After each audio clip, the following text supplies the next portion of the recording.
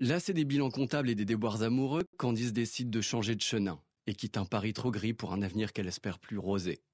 Son chasse-spleen, ce sera Suze Larousse et sa fameuse université du vin qui offre les meilleurs débouchés.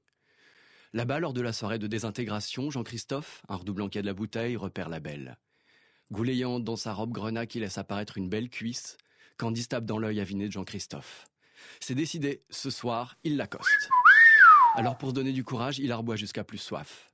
Tant et si bien que quand il l'aborde enfin, il est complètement pétrus.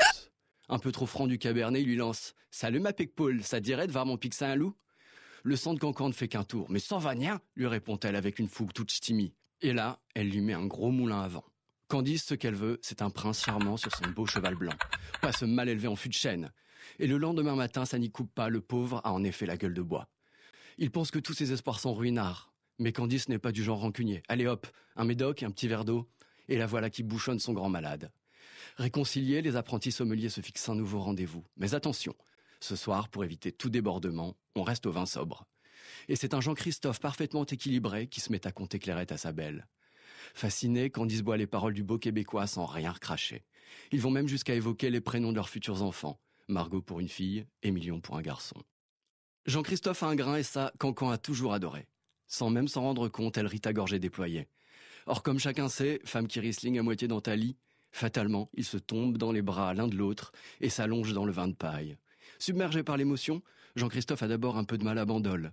Mais Cancan trouve les mots pour le rassurer. Vaut mieux des vendanges tardives que pas du tout. Complètement grisés, les tourtereaux s'envolent pour la plus belle des nuits Saint-Georges. Le lendemain matin, dans un souffle à 0,5 grammes, elle lui susurre « Je t'aime ». Et comme dans un film, il lui répond « Ikem ».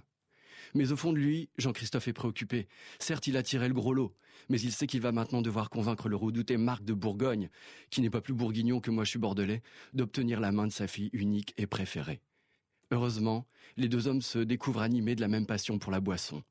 En quelques bouteilles, ils trouvent un accord mévin et bien vite, Candice et Jean-Christophe s'installent dans le domaine de Marc et Sylvie.